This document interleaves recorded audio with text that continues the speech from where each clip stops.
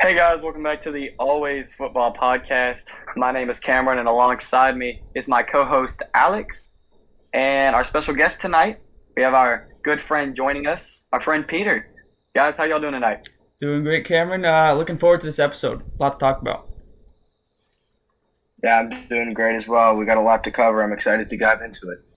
All right, guys, I'm very very happy to hear that. Listen, it's been a great week of football. I feel like it's been 3 really great weeks of football. I'm excited. Alex, your team got their first win on the season. My team just won by 20 against the divisional rival. But Peter, your Colts, they're now 0-3 after another big loss. This Colts team has seemed to struggle this season. They're not as people might have thought they were going to look. So Peter, my question for you is, man, can this team can they turn things around? What do they need to improve upon? Yeah, obviously not the start we wanted to the year. We knew it was going to be tough out the gates, but we ran into three really good teams, and there's a lot of blame that can be tossed around in that Colts locker room. You can maybe point at the defense for not playing at the level that they played at last year, and maybe point at Carson Wentz for not being as healthy as he used to. You can maybe point it at the run game not getting going very much. But if you're asking me, I think it's all come down to the coaching and the play calling. Frank Reich's play calling has been very suspect throughout the season so far, especially down in the red zone. We haven't been able to generate many touchdowns. Many drives have ended in field goals. And a lot of drives, especially on the goal line, have ended in no points at all. But, Cameron, I'm optimistic. I think Frank Reich knows that I think he has faith that he can turn his play calling around. Carson Wentz will be healthy eventually. In the running game, with Nyheim Hines and Jonathan Taylor leading the way, I think they'll get going back to the level they were at last year. We saw this Colts team in 2018 that started 1-5, and that team ended up making the playoffs and winning a wild card game on the road in Houston, before ultimately falling to Patrick Mahomes and the Chiefs. So I'm optimistic. I think it's very possible we can turn things around. But the way things are going right now, I think it could be a really long season for us Colts fans. Yeah, Peter, I'm going to piggyback off what you just said. I agree a lot with what you said, especially talking about the coaching. You know how excited I was for this Colts team heading into the season. We talked a lot over the whole offseason. So, yeah, like you, I'm disappointed, and I am not optimistic at all. This team has been struggling to put up any points. Their offense has only generated 16 points. That's the highest they've put up in the 3-game span that they've had, and the 24 points they scored against the Rams, that was a special team score. So yeah, it's only been 16 points they've only been able to generate on the offensive side. And talking about the play calling, they've thrown the ball 64% of the time, and that's not where this Colts strength. That's not where their team's strength is on the offensive side. I mean, sure, Carson Wentz. I certainly think he's a good quarterback, but you got to give him a running game. You can't, and especially with Jonathan Taylor, it's ridiculous to me that you've completely underutilized this guy. He was second in the league last year in rushing yards, and then this year he's only managed 40 carries or something like that. That's absurd to me. And then the defense side of the ball has been completely disappointing. All your superstars, all the hype that these guys brought, talking to Forrest Buckner, Julian Blackmon, Darius Leonard, and even Kwity Paye, your first-round rookie, they've all been real quiet this year. And your best defenders have been really like Kenny Moore and Al-Quadin Muhammad, who's a rotational guy, pass rusher. So I'm not sure what went wrong. I'm not sure how they're going to turn this around. You're starting 0-3, and you're backed against a wall. Clearly, you've got a good Titans team in your division, and then surprisingly a decent Texans team in your division. Jaguars are not in the discussion there. Should have no problem with them, but you're backed against the wall. I don't know how they're going to turn this one around. All right, listen, I'm gonna come out and say it. The only thing I like more than being a Cowboys fan is being an NFL fan, and I'm a huge fan of this Colts team. But what comes with that is being a huge fan of Carson Wentz. I love the man, and I think realistically he's gonna be the guy that can turn this thing around. You said your power's in the run game, and I completely agree. This run game that could be going on in Indianapolis is insane. You have a great running back core, but if you want to pretend like you don't have a great quarterback, that's going to be a huge problem. Carson Wentz is in his first, really with his first new team of his career. Obviously, he was only drafted back in 2016, but it's been a turnaround. A lot of controversy over the past season. But I think he's ready to start firing things up. I think he's ready to start turning things around. It's been a slow start, but this man was an MVP favorite in 2017. I will always say he is my 2017 MVP. And I know what this man can do. I watched him do it against my Cowboys 2 times a year for 4 years. I mean, he is a very good quarterback. But yeah, clearly there are some problems, like that he is not getting off to a good start right now. But I do believe that he'll turn it around. The receiving core in Indianapolis has looked great. I personally, after off the stats and everything, they got 3 guys with over 100 receiving yards. They're looking great, I'm a big fan of this Colts team. The defense is where I see the struggling happening the most, in my opinion. Yeah, 80 points allowed so far this season. Not a very good number. You go against some really good teams, but when it comes down to it, you can't be allowing 80 points 3 games into the season. That close to 100 is not a very good look. You're playing good teams. You're not playing the best teams. So wow. That's really, I think, in my opinion, the biggest Colts struggle. But I think this team can turn it around. Like I was saying, I'm a big fan of this Colts team. I really think they're in a weak division. I talked last week really highly on Trevor Lawrence, and I think he's good, but I don't think he's good enough. And this Texans team is going to struggle without Tyrod Taylor there for a good bit. So this Colts team, I think they need to attack this chance that they got right now, and I think they will. I think this Colts team can turn it around. I think we could see them as a 7th seed still by the end of the season. Yeah, Cameron, you bring up a great point about the defensive struggles. The secondary, besides arguably, or in my opinion, the best nickel corner in the league, Kenny Moore, the cornerbacks did not look too hot. Xavier Rhodes did not look great in his debut. Kari Willis has not been making the plays that he's used to. I know he has an interception off Matthew Stafford, but, stats don't tell the whole story. Julian Blackman, he's looked great when coming up to tackle in the box, but, he hasn't really been making the plays that he was making in his rookie year. And, to reiterate what you said about not feeding Jonathan Taylor, he only had 10 total touches against the Titans. I mean, I understand that you want to feed the hot-handed Naheem Hines, but a touch on him was really bringing out his dual-threat side against that Titans defense. But, Jonathan Taylor, as you mentioned, he was an 1,000-yard rusher last year and 2nd in the league in rushing yards. I don't understand why you don't want to feed that man. Yeah, I mean, you're right. The stats don't tell it all, but this stat does. And when you're throwing the ball 64% of the time, I'm just talking design plays. So this is excluding like QB scrambles, whatever. You're throwing the ball 64% of the time, and you're not giving your lead horse, the guy that you're gonna send Marlon Mack. You're gonna trade him away for. You're talking about this guy that absolutely was lightning for that team last year, and they just haven't given him enough touches. I mean, I would be giving him the same amount of touches that Tennessee's given Derrick Henry. In all honesty, that he's such a dynamic player. He's on the same level as Saquon at this point, maybe even better. So the fact that you're leaving him out, and then you're forcing the passing game, which is just not working. You score 16 points a game, in terms of just offensive scoring. When you're only able to put up 16 points, and you're throwing that much, it's clearly not the recipe for success. You gotta run the ball, and yeah, I mean obviously it's a simple fix, but is Frank Reich and that the offensive coordinator, are they gonna make that switch? I don't know, because like you said, that defense has also been below average, so maybe that's why they're throwing more. Yada yada. But let's move on to our next topic.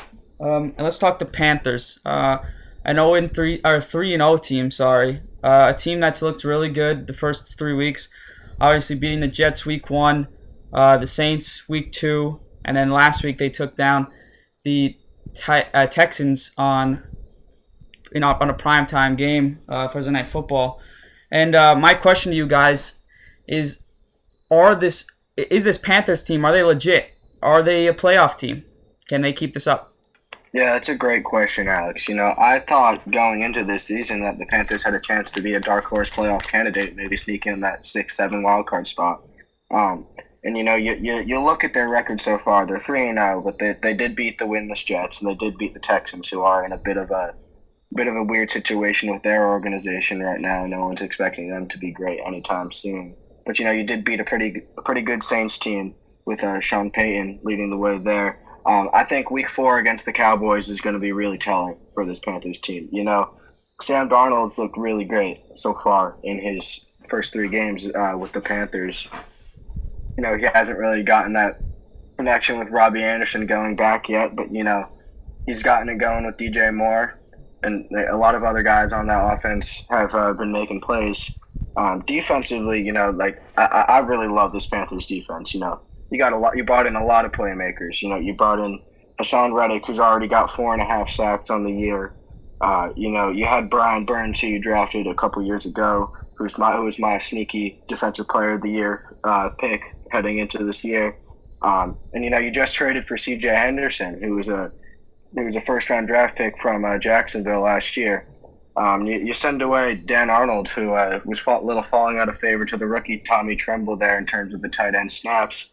And a 3rd round pick for C.J. Henderson and a 5th round pick. I think for the Panthers, I think you're psyched. I think you win that trade and you add another playmaker to your defense. Yeah. Go ahead, Cameron. Sorry. Thank you. I'm a big fan of this Panthers team, so Yeah, I got to get talking about it, man. I know it.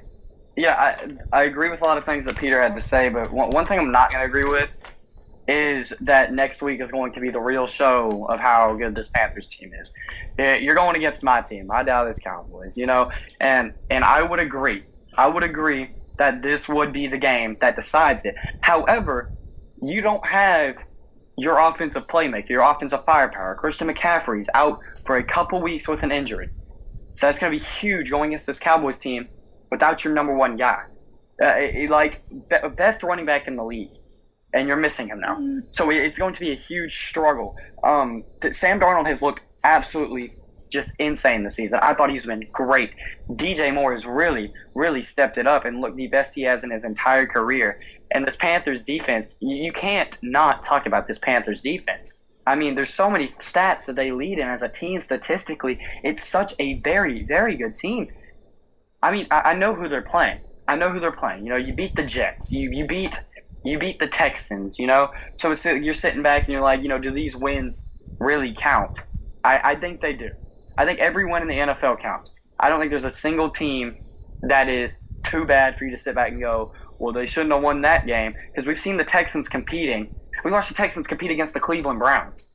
So I really think that you can't look at those games and be like, hey, it doesn't really count because this team's not really that great. I personally think this Panthers team is amazing. C.J. Henderson, that's a huge trade. That was a huge trade bringing that man in. This defense, like I just brought up, is absolutely unstoppable. The only thing that's going to slow down is how this offense plays, but I don't know how much it's even going to slow down. I really, really think this Panther team is a very good team, and personally, I'm scared of playing them next week because I think that they could very well beat us. So are they legit? Yes. I said at the beginning of the season they were going to be a playoff team. Had them in the 7th seed. I could see them going for the 6th, maybe even the 5th seed by the end of the season. So, I really, really have high hopes for this Panthers team. Yeah, okay, Cameron. Well, I'm going to just disagree completely with you. To answer the question that I proposed, it's a big old fat no. This team is not legit. Yes, every win in NFL counts, but does it really count when you beat the Jets? I mean, the Jets, no, not really. The Saints, I think you're overhyping the Saints. I don't think they're a good football team. And then you beat the Texans last week. They haven't played a real competition. Next week will be a huge tell. You have Sam Darnold. Your quarterback is supposed to be the leader of that team. That goes for any team. The quarterback, your team goes as far as the quarterback goes. So it will be a huge tell, even without Christian McCaffrey. The team, sure, it's looked, you're 3-0 obviously. Defense, you guys mentioned it. They've been lights out. They've only allowed 10 points a game on average over the first 3 weeks. But in my opinion, this Panthers team, they look like the 2015 Falcons. Talking about a team that started 5-0, 6-1 really, and then they ended the season 8-8. They played below their competition level for the first 6-7 weeks of the season, and then they got their butts kicked the rest of the way through the season. So that's where I see this Panthers team. I see a team that's played below average competition, a team that's statistically looking good, but when you go up against a playoff caliber team, I don't see it going well. I still don't think Sam Darnold's a great quarterback. Sure, he's looked good, but like I keep saying, you're looking good again. You look good against some really, really bad teams. I'm not convinced. I think we'll see the Cowboys kick the Panthers' butts next week. Obviously, that will make you happy, Cameron. But yeah, to answer the question, no, they're not legit. They are completely overrated. They are pretenders. You know what? No, Alex, no, you're wrong. Let me tell you something. First of all, I do not appreciate you saying that the Saints team is overhyped. This team dropped 38 on the Packers and held them to 3. This team is 2-1. This team looks very, very good. And the Panthers, they are playing good football. They're playing good football against these bad teams. It doesn't matter that they're bad. They're playing good football right now. They're playing amazing. Who do the Panthers have coming up this season, Alex? I'm going to tell you. They get the Cowboys next week, all right? I'm going to be a little biased here probably, but I do see them losing. But then you move on. You got Eagles, Vikings, Giants, Falcons, Patriots. That could be a sweep. Those next weeks could be an easy sweep for them. The Vikings, the only real competition in that group. This Panthers team has proven to the league, has shocked the league how good they can be. This Panthers team has looked just unstoppable. Like I said, if I'm scared of a team going up against them, that's saying something. I wasn't even scared of this Chargers team when we played them week 2. This is a very good football team. I don't think they're overhyped. You think that Sam Darnold's not a very good quarterback, but in my opinion, that's not going to matter. When you put this defense against a really great offense like that Dallas Cowboys offense, Dak's going to struggle. This team's going to struggle. You put it against the Buccaneers. You put it against the Rams. You're going to see these quarterbacks, you're going to see these players struggle because this is a very good defense that has just looked absolutely amazing. There has not been a single flaw in my eyes with this Panthers team. You got anything else, Peter? Because I sure do. Yeah, I got nothing more. Yeah, I mean, Cameron, you really hit the nail on the head with this Panthers team. Their defense star-studded. Guys we didn't mention, Jeremy Chin. He was a Defensive Rookie of the Year candidate last year. Derek Brown, he's looked very promising so far as well. Viturgos Matos across from Brian Burns, my guy. And you have J.C. Horn, too, the rookie. I know he suffered a little foot injury this week, but, you got C.J. Henderson to back him up and come in and when J.C. Horn is healthy, play alongside each other. I mean, that defense is scary. I mean, just on paper, looking at the talent, I mean, you can look at the offense and say, will they be as good as we think they can be without their X factor, Christian McCaffrey? But, they got an upgrade from Teddy Bridgewater and Sam Darnold, and Sam Darnold's playing fantastic football so far. And, I have to agree with Cameron on this one. I think we could see the Panthers sneak in the playoffs in one of those wildcard spots. Did they really get an upgrade over Bridgewater? I mean, his team is 3-0 as well. But anyway, we could jump into the next topic. And the next topic is a topic I am very excited to talk about because I kind of feel like I was right. And that topic was there cause for concern over Justin Fields' first NFL start last week against the Cleveland Browns? Cameron, would you like to start us off on this one, buddy? You know what, man? Yeah, I would love to start off on this one. Is there concerns? I think there's slight concerns. When you bring out any quarterback in the league and they play and put up those stats, yeah, there's going to be concerns. But do I have concerns for the rest of the season for Justin Fields? Do I have concerns for the rest of his career, Justin Fields? No.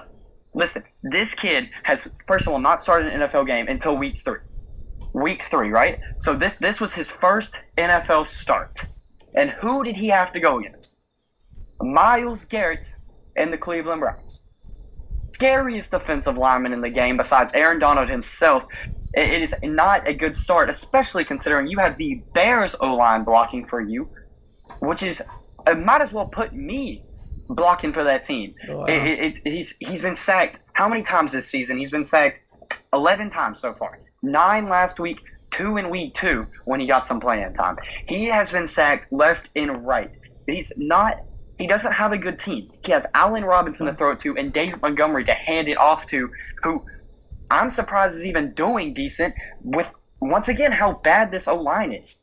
Their defense has not been phenomenal. It's really not been that great at all. There's this Justin Fields' struggle, I think, is a complete team struggle rather than just him. I'm not concerned about Justin Fields in the slightest. Let me stop you right there. See, he's been sacked 11 times because of the way he plays the game. This is exactly what I saw pre-draft. In my evaluation of this guy, he's flat-footed. He locks onto his first read, and it's just as simple as that. That's why he's been sacked 11 times. He doesn't move. He doesn't have the footwork in the pocket. He doesn't know how to control the pocket. There was multiple times I watched the film of that game, and I watched it live. I went back and I watched the film, and this guy did not take advantage of the Browns when they broke contain. You could step up in the pocket. It's that simple. Zach Wilson, Trevor Lawrence have demonstrated that this season as rookies, and they've both thrown 7 interceptions. It was just hard to watch Justin Fields this week. In all honesty, he's taken 11 sacks, and I don't think that's all on his O-line. Sure, some of them are on his O-line, but it's a huge tell when Andy Dalton has taken only 4 sacks, 3 of them against the Rams. Obviously, a great defensive line. Aaron Donald, you mentioned him just before. And then he took 1 last week against the Bengals. Dalton would not have taken 11 sacks in that game against the Browns. No offense, but he knows how to control the pocket a little way better than what we saw from Fields. He's not NFL ready. He is not ready to start. I am absolutely concerned for this kid. He shouldn't have been out on that football field. I mean, he had to, obviously, but he shouldn't have been. This team, the Chicago team, it's sad to say, but they are a better football team when Andy Dalton is their starting quarterback. Fields was atrocious this weekend. There's a huge cause for concern with Fields' first start, in my opinion. Yeah, I'm not going to take really either side on this here. I'm just list a few things here. Justin Fields is still young. He's still 22 years old. And the Bears ran into a really, really, really talented Browns team. You look at that defensive line. Cameron mentioned Myles Garrett, one of the best in the game. Yes, they're getting home for all those sacks, but some of it is on the offensive line. When you have Jason Peters, who's pretty much like almost as old as Tom Brady at this point, blocking for your blind side. I mean, I don't know how you can really trust that if you're Justin Fields. But as I mentioned, Justin Fields is still young. He's inexperienced. Is it time for panic? I don't think so yet. It's been 1 game. I think if Matt Nagy decides to start Justin Fields for another game next week, I think, and he has another performance like this, I think then maybe we can raise some concerns. You want to throw Andy Dalton back in there. But, Justin Fields really hasn't gotten much help from the running game. He hasn't got much help from his defense either. And, his receivers haven't really stepped up either. Allen Robinson, who's playing under the franchise tag, supposedly the Bears' number 1 wide receiver. He has only 10 catches for just 86 yards. Is he the wide receiver 1? Does he want to be there? We don't know. But can Justin Fields Justin Fields wants to lean on an experienced receiver like Robinson in a game like that against a talented Browns defense.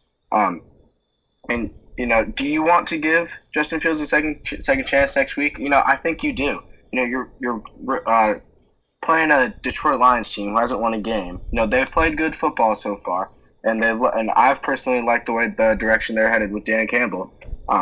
But But I think I believe in second chances, and I think Justin Fields should get a second chance next week. I understand that Andy Dalton is much more experienced, and he understands the game way more than Justin Fields does. But if Justin Fields has a game against Detroit, like the game he had against Cleveland, I think it might be time to pull him out and throw the red rifle back in. I liked your huge shout there for the Lions. Obviously, I'm a big fan of them as well. So, but as far as do I think it's a good idea that they throw him out there against that team? No. We saw what happened to, the Ravens almost lost to them last week. Lamar Jackson, sure, they're not the same quarterback, but they're quite similar. They're in terms of, their athletic ability, their pocket presence, all that. Throwing him out there is going to deter him even more. Now, one thing I had to give to him during the whole draft process was how humble he was, how locked in he was, and how he seemed so unfazed about going later in the draft. He didn't really care about that. He used it as more motivation, but he looked so deterred in that game against the Browns. You throw him out there against Dan Campbell's defense, a guy that said in a press conference that he's gonna bite your knees off. It's not gonna go.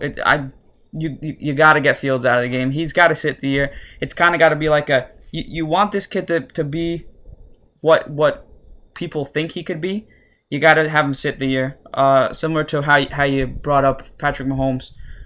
You can starting him at any point the rest of this year will just be you're setting him up for disaster, and it's going to be a huge I told you so for me if they keep starting him. So, any final words, Cameron, or you're going to give up on this one?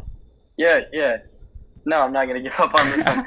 Listen, I love Justin Fields. That's why I'm not going to give up on this one. Yeah, you got your man. I got mine. I think my favorite rookie quarterback going into this year was Justin Fields. Okay. You look into it. I understand there are concerns. He played his first game of football and struggled.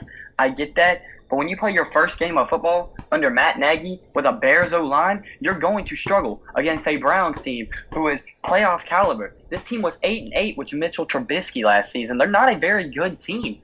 They're just not a very good team at all. They've only declined, in my opinion. And like Peter brought up, you got Jason Peters blocking for you. You don't have much of an O-line. You don't have much of a team. Justin Fields would struggle on most teams. I guess you can use this same argument for Zach Wilson in New York because he doesn't have a coach or an O-line.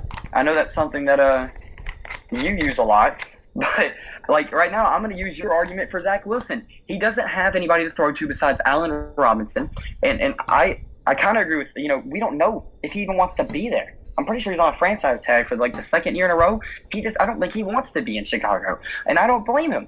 You got an awful line, just like the Jets do. You got an awful coach, just like the Jets do. You have a defense that can't perform, just like the Jets do. So, really, if you're going to praise Zach Wilson but not praise Justin Fields, it's insane to me. Now I get they're two different players, and you can see some flashes from Zach Wilson, excuse me.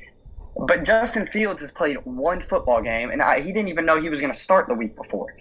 Zach Wilson spent the entire offseason dead set, ready to start for a football team. Justin Fields was told a week before his first ever start in the NFL, hey, by the way, we're going to have to start you.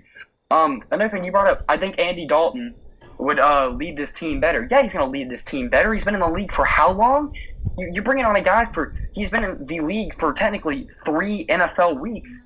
And you're going to bring up the fact that Andy Dalton could lead the team better. 100% Andy Dalton could lead the team better. Ryan Fitzpatrick could lead the team better. There's a lot of people that could lead this team better because a lot of people have the NFL quarterback experience that Justin Fields does not have. I see your concern for him, but moving forward, no. Yeah, and you said this is going to be seen as a I told you so moment. I really don't think it will be. I think Justin Fields is going to excel as the season goes on. As far as you bring Zach Wilson into this, Zach Wilson, comparing the Jets roster to the Bears roster is like comparing, I don't know, a Honda to a McLaren. Okay, they're not similar at all. The Jets offensive line, Connor McGovern was the guy didn't block anybody last week. He literally stood there and watched people run and smack Zach Wilson into the ground. These guys at least blocked the Browns' defensive line. And sure, they didn't block them because they had 11 sacks, but those 11 sacks, I'm going to keep saying it, that was not on them. All those sacks were not on them. Maybe 3, maybe 2 of those sacks were on them, but Justin Fields was flat. He just stood there. It was like watching, and we're going to talk about Ben Roethlisberger later in this episode. It was like watching Ben Roethlisberger. He was a sitting duck back there. He did not move. He stood on the back heel of his foot like he was going to throw it, and he just didn't throw it. He just stared down his read. He threw it late. I think it will be a complete told you so moment. It was a bad first game for him, and unlike what we saw from Trevor Lawrence and Zach Wilson in their Week 1 starts, we saw some flashes of what we'll get in the future from these guys. They're just on bad football teams. Fields went to a team that went to the playoffs last year, so I expected a little bit more.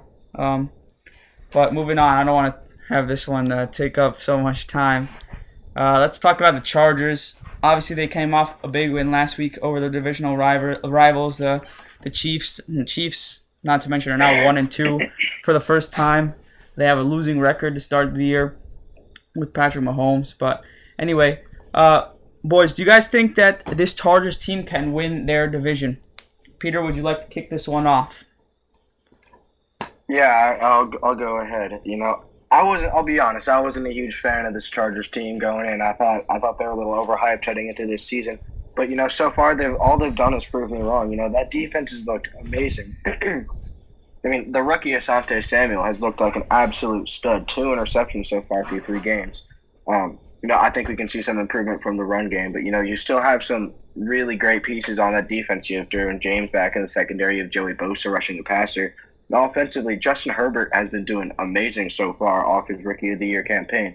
He's 4th in passing yards, and right now he looks like a top 10 quarterback to me. And the guy who's really impressed me the most on this Chargers offense, Mike Williams. He's tied for 2nd in the league with touchdown receptions. Heading into a contract year, that's big for him.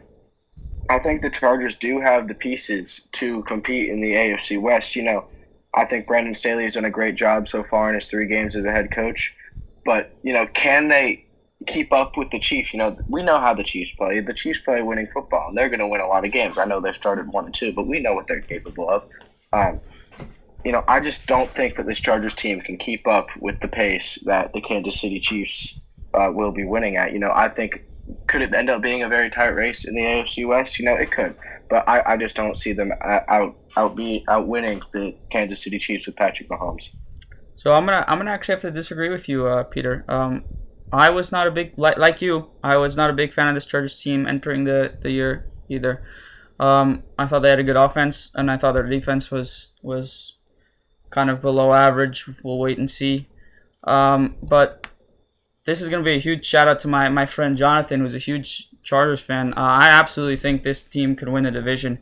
They just played a very competitive game against the Chiefs. They came back, won the game.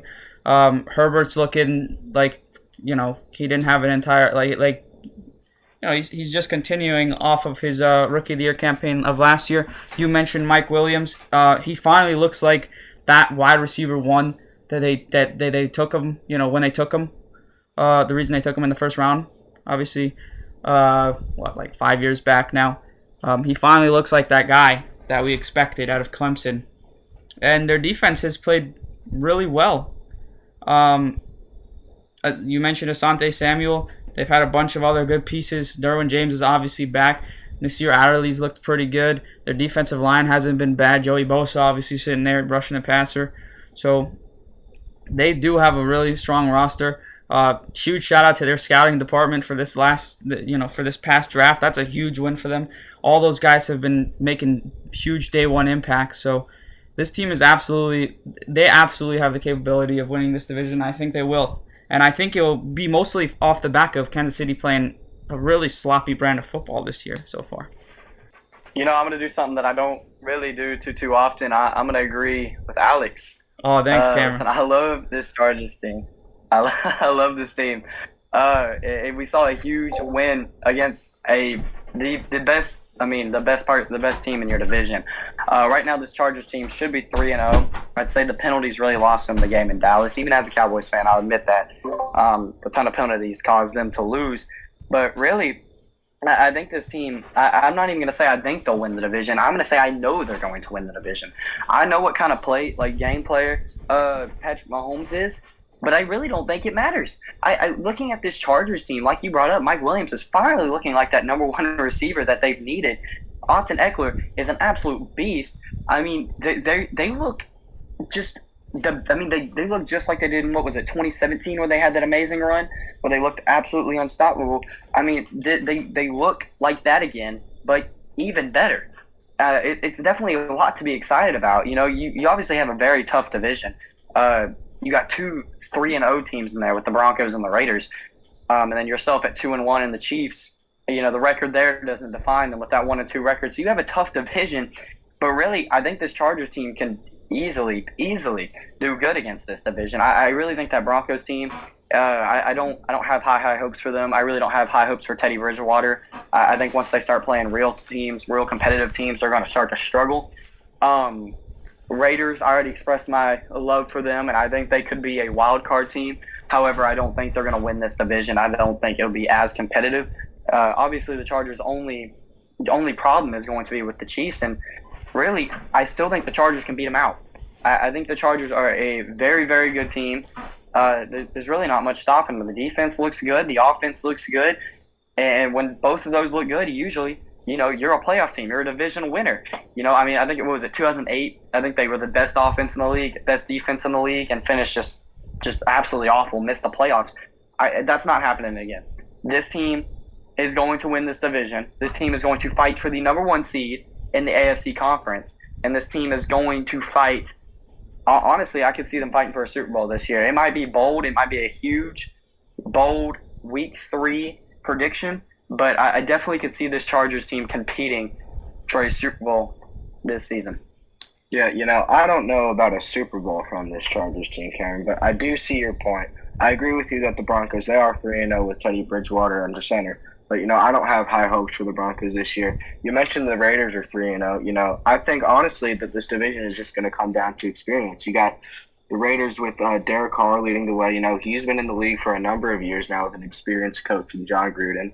You have Andy Reid, who's coaching the best quarterback in football and who are both Super Bowl champions. Enough said about experience there. You got a second-year quarterback, yes, who's coming off a Rookie of the Year campaign. But you got a rookie head coach, too. And, this defense has looked great. He's a defensive-minded coach. But, I really don't think that the Chargers have the experience to win this division. I think you make a great point about how they can make the playoffs, and the Raiders could potentially clinch for a wild card spot too. I just don't see the Chargers coming out on top of this division with the Kansas City Chiefs. I'm sorry, I just don't see it. I like this. Cameron, you agreed with me for once, and it's a nice change of pace, so I appreciate it. Anyway, yeah, I don't know how I didn't mention or I forgot to mention the Broncos and the Raiders. Obviously, they're both 3-0, but in my opinion, those guys are the biggest pretenders in the NFL right now. So. Anyway, yeah, the only team holding you back really is the Chiefs, and they've been really underwhelming. They took 2 straight losses 2 weeks in a row, obviously against the Ravens and then the Chargers. So, yeah, I think the Chargers definitely have the capability of taking this team or going to the playoffs, winning this division, and dethroning the Chiefs for this AFC West title. But let's move on to our next topic of discussion, and that's going to be about a Super Bowl team, or a team that could be a Super Bowl team. We're going to talk the Rams. Obviously, they beat the Buccaneers, your previous Super Bowl champions, last week in a real thrilling game. Obviously, a game that everybody was very excited for. You got Brady against Stafford. Huge game, huge victory for the Rams. With that being said, are the Rams a lock for this Super Bowl? Are they guaranteed a spot in the Super Bowl after that Week 3 win? Cameron, kick us off, buddy. Sure, I'll start it off.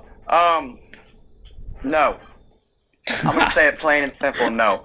I like this Rams team. I really do like this Rams team. But a lock for the Super Bowl? Absolutely not. Who do they have to go against in the playoffs? Who are they going to have to go against? Tom Brady, but not just Tom Brady. Playoff Tom Brady, not regular season Tom Brady. Playoff Tom Brady against a Bucs roster that consists of a man at every position that won a Super Bowl last year. This team is a copy and paste of what they were last year, except for Antonio Brown looks better. Except for your running game, it's kind of weak. I'll say that. I'm not very happy with that run game. But really, this team, it's a great. And once it gets into the playoffs, there's no stopping them. There's no stopping Tom Brady. There's no stopping Gronk. And I just can't even see them competing, really anybody competing with this Bucs team once we get to the playoffs.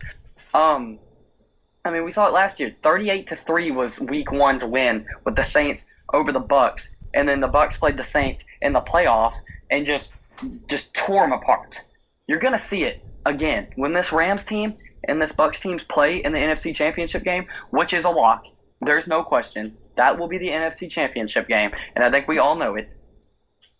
Tom Brady's going to come up on top. I cannot lock this team into a Super Bowl. Can they go to a Super Bowl? Yes, but a lock at this point in the season. Absolutely not. Matthew Stafford, he's a very clutch regular season quarterback, but I'm fairly certain. No, I'm not fairly certain. I know for sure he's never won a playoff game. So that's definitely going to be a huge thing. You can say he's never had targets. He had Calvin Johnson, to win a playoff game. Maybe they should have won in 2014 over my Cowboys, but they didn't. He doesn't have a playoff win. He's not near as experienced as Tom Brady. He's not near on the same skill level as Tom Brady. That Bucs team is significantly better than that Rams team offensive-wise. Defense is where the Rams will excel. But no, I cannot see this team as a lock based on what they have to go against going into the future. Cameron, of course, you're on the other. Yeah, I really like this. Oh, go ahead, Peter. Alex. Go ahead. No. You're the guest. Go for it. Okay. Yeah. I appreciate that. I really like this Rams team. They were my preseason pick to win the Super Bowl.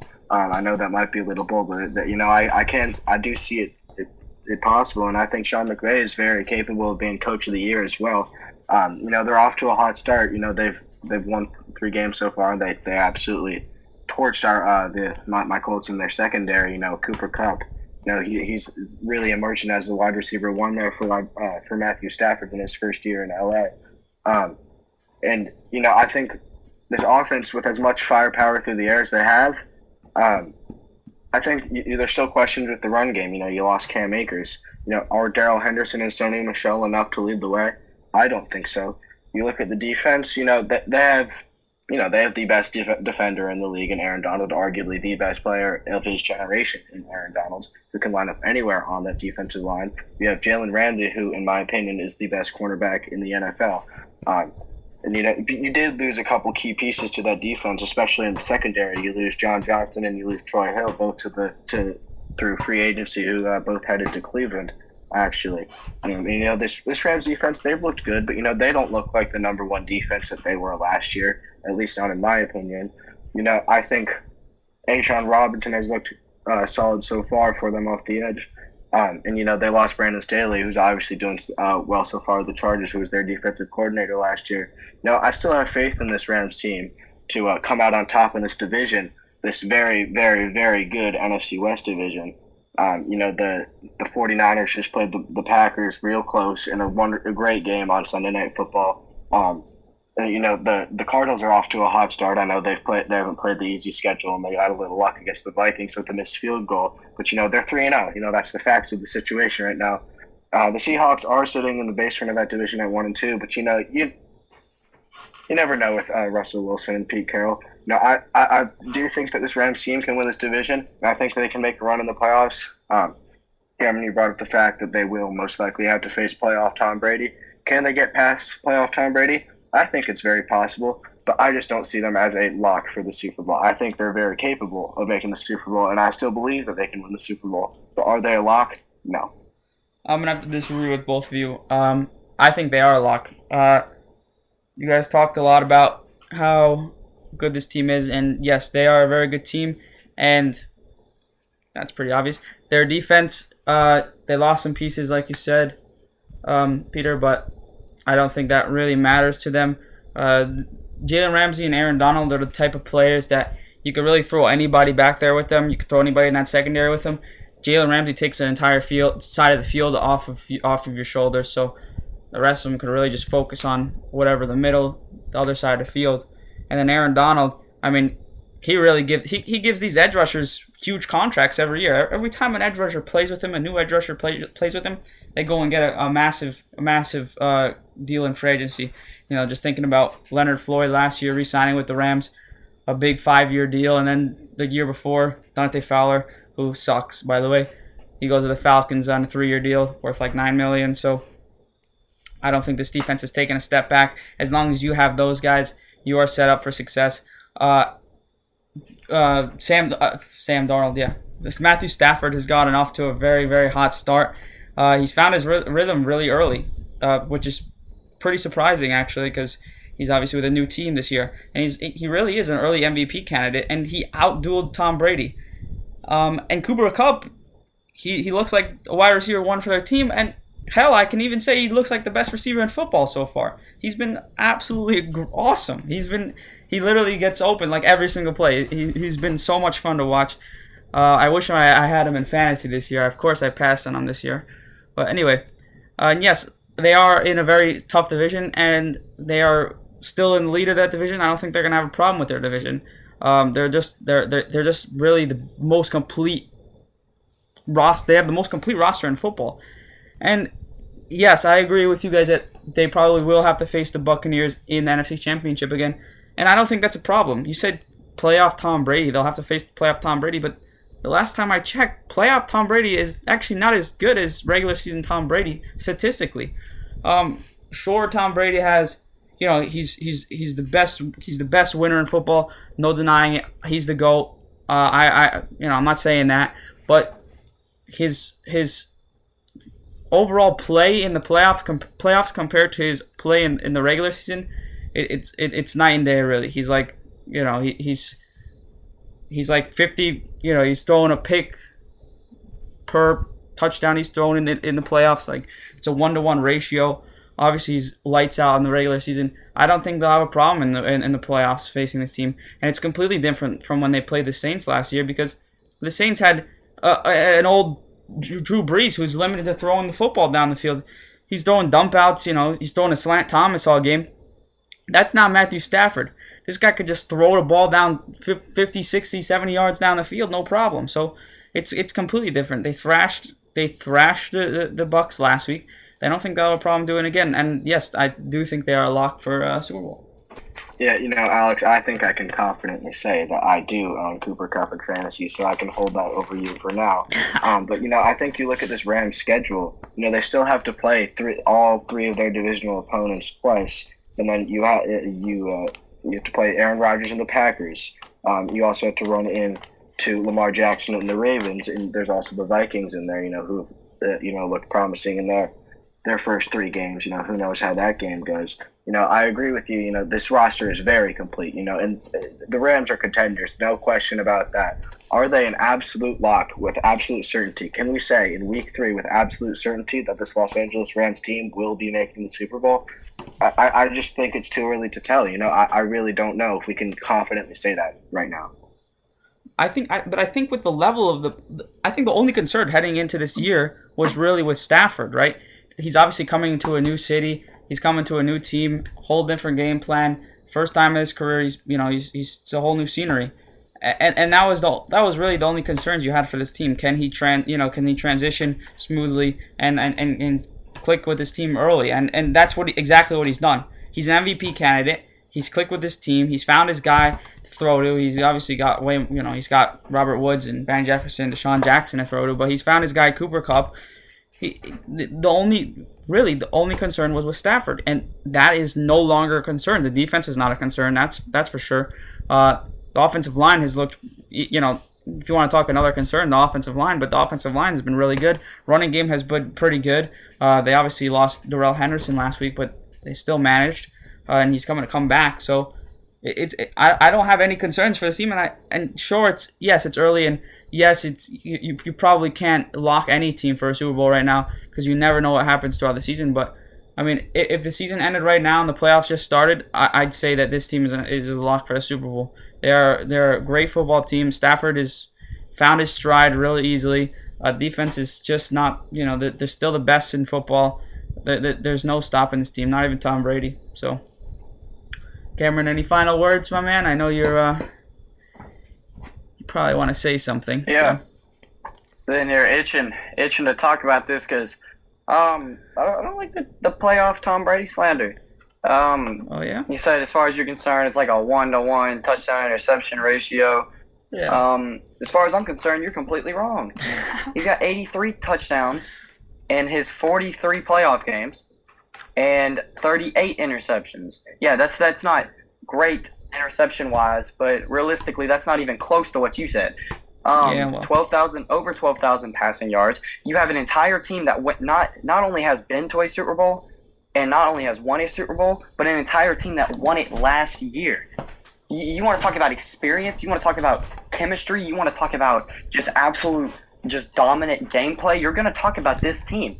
You said, I don't think it's okay to compare last year's Drew Brees to this year's Matthew Stafford, and that's completely fine. But we can compare last year's MVP and the current reigning MVP to Matthew Stafford, right? Who I think was on a better skill level completely than Matthew Stafford was last year. And the Bucs still went in there without a problem. And then let's talk about the Super Bowl. Super Bowl Tom Brady. Let's talk about playoff Tom Brady still, where he went and tore up the Chiefs. And you want to talk about the quarterback play there? Patrick Mahomes is significantly better. This team, they are a significantly better team than that Rams team last season. There's no doubt that playoff Tom Brady exists, and that playoff Tom Brady is going to be one of the scariest things for this team to go against. He has done some of the craziest things throughout his career. He's won some of the biggest games in the playoffs, and he's not shown an inch, a single bit of decline in at least 10 years of football. He has not looked worse. He is a very good quarterback, a very consistent quarterback. He still looks like he's like 27, besides the speed on him, which he has the same 40-yard dash as Vince Wilfork. But, when it comes down to it, this Buccaneers team is better. They lost a football game. And when it comes to the actual playoffs, we're going to see who's better. The more experienced and the better quarterback, and the more experienced and better team. This Bucs team will beat the Lions in the playoffs if they even get a chance at them. The Lions? The Rams? Excuse me. Yeah. The Rams. Anyway, I was lowballing Tom Brady there. Obviously, he doesn't have a 1-to-1. That was just thrown off the top of my head. But the point was that you're praising this playoff Tom Brady as if like he was like a different breed.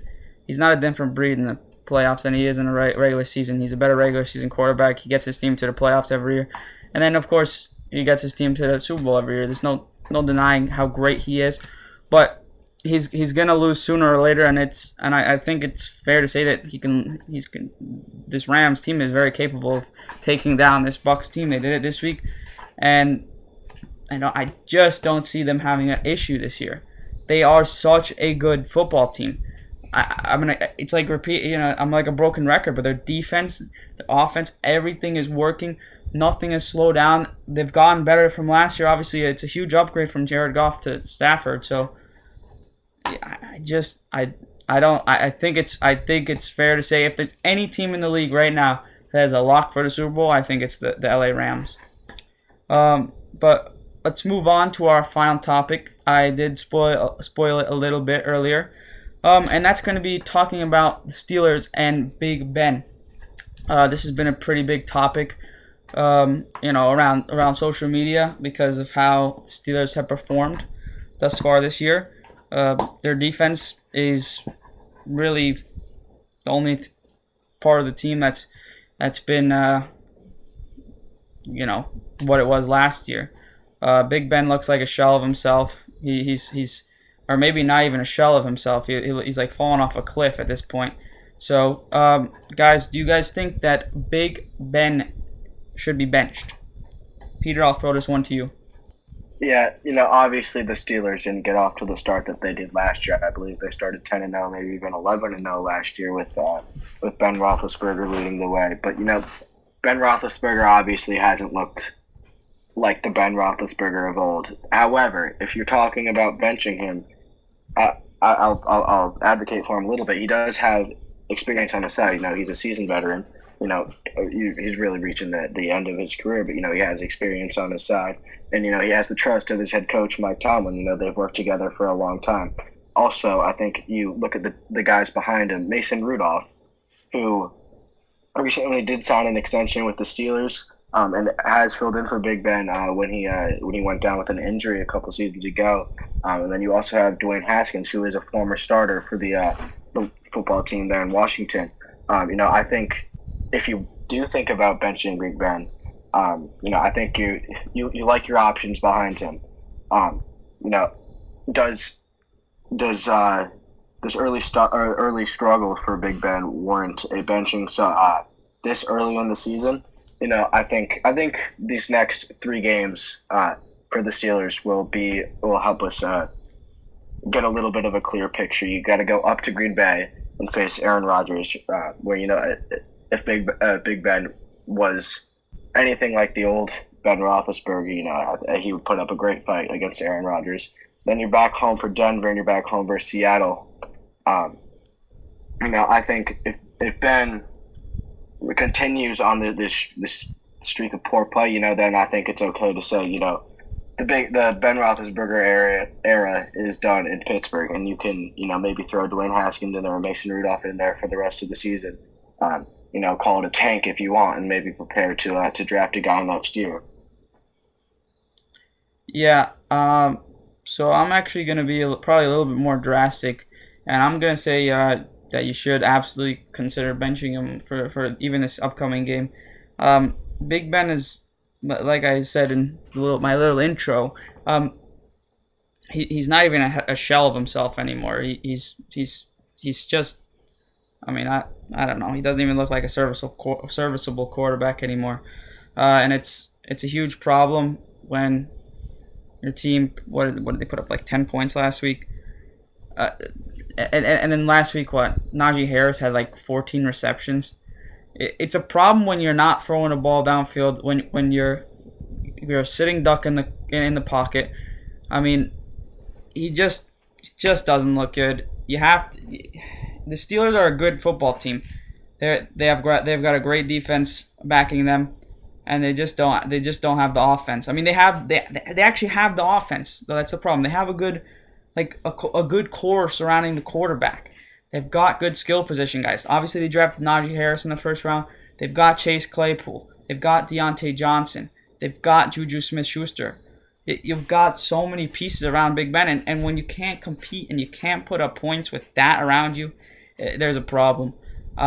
He's averaging 5 points. So this is just adding on to what the issue. He's 5.6 yards per attempt, which is the lowest in his career. In terms of passing the ball down the field, that essentially means he's throwing checkdowns the whole game, and that's no good. This guy's not known for throwing the ball, hucking the ball downfield, trusting his guys to go up and make big catches, and when you're just throwing 5.6 yards per attempt, come on. I think you have to take a chance, and it's either it comes down to either you want to tank like you said, Peter, which would be, throwing maybe Haskins, Rudolph out there. Maybe you get something out of those guys. Maybe they take you to the playoffs because you do have a good defense behind you, and got good skill positions. Or you can go and try to trade for someone like a Matt Ryan or something like that. But I think there's no question. You've got to consider benching Big Ben. He's looked awful. He's looked like the worst quarterback in football. And that's saying something when you have 2 rookies who have thrown 7 interceptions. So, yeah, it's a rare occurrence for me to agree with Alex. It's extremely rare 2 in for me one to agree with him episode? twice in one episode. Really? But I really no, not necessarily with the let's bench him next game. I don't agree with that, but I do agree with that he does need to be benched. At some point, especially if this level of play continues. This defense is absolutely phenomenal, and it can be better than it is now. They have the key pieces on offense. I think they have a good team there. I think the only thing dragging them down is Big Ben, and he's like an anchor to this team right now, just leaving them stranded in an awful spot, stranded in that last place spot in the division, which is not something you really see out of this Steelers team pretty much ever in the existence of this team. I like the idea of bringing in Mason Rudolph at some point, and I would say that needs to happen in the next 3 weeks if this QB play continues, because realistically, Big Ben cannot win it if this is how he's going to play, and the Steelers team cannot win it if this is how Big Ben continues to play. It's just he doesn't look good. Statistically, he looks awful. He looks just about as good, I would say just about as good as Trevor Lawrence and Zach Wilson have statistically, but really they even looked better, in my opinion, than Big Ben has. I mean, it's very hard to be put on that team as a quarterback and to struggle like he is. I'm gonna have to agree with you guys. I really just don't think that Big Ben is the move. Yeah, I just want to go ahead, Alex. Sorry, Peter. Yeah. So I was just gonna say, yeah, like Cameron said, the defense is phenomenal, and this is it's kind of like wasting a year of their prime, right? You're taking big. It's like you want to stick and you want to stay loyal to Big Ben because he's been your quarterback for so long, or do you want to take advantage of the prime of this defense, the defense that you have, and even to say the beginning of the prime of your young offensive core? It's just kind of like wasting a year with Big Ben. It's kind of like accepting defeat, like accepting, all right, you know what, we're just not gonna do anything this year. You've got a team that could honestly be a Super Bowl team with the right quarterback. They've got all the right pieces. So I think you've got to consider doing something there at the quarterback position, and you got to say goodbye to Big Ben. Even all the loyal Steelers fans would probably agree at this point. They want to see their team win, and that's not going to happen with Big Ben. Yeah, Alex, you bring up a great point about the Steelers having a really good team, and especially that defense. That defense looks really good this year. But and you mentioned how they can't really win without a good quarterback leading the way. And Big Ben obviously cannot be that quarterback anymore. If you do end up throwing Mason Rudolph out there and Dwayne Haskins or Dwayne Haskins out there, and you like what you see, roll with one of them for the future. I don't really see a problem with that. I know Dwayne Haskins has had his struggles, but we don't really know what's going on inside the Steelers organization. Maybe they know something we don't about Dwayne Haskins. Maybe he's ready to turn things around. But I will say that there is a quarterback who I think that the Steelers would really like in this offseason. And I know it's really early to be talking about the NFL draft, but this kid, Carson Strong, out of Nevada, he seems like the perfect Steelers quarterback to me. Strong arm, stands in the pocket, delivers beautiful balls downfield. I think he can be a wonderful replacement for Big Ben, if you don't want to roll with Mason Rudolph or Dwayne Haskins or explore other options through trade or free agency. I love the shout to Carson Strong. I'm actually a big fan of his as well. Yeah, I think this is one that we're all gonna agree on. Surprisingly, had to finish off the episode that way, agreeing on Big Ben and how they should consider him being benched. Go ahead, Cameron. Finish off the episode, my man. Wrap it up. Yeah, man. I definitely enjoyed this episode. I enjoyed having you on, Peter. Definitely would be something we'll consider having you back on in the future. You did an amazing job. I think Alex would agree. Oh, yeah, absolutely. For everybody that was listening in, we appreciate you guys. If you enjoyed, just like we did, appreciate if you drop a like and maybe even subscribe. There will be a link in the description below to our Instagram. We'd appreciate a follow there too. We post our primetime previews there. So, yeah, that's about it, guys.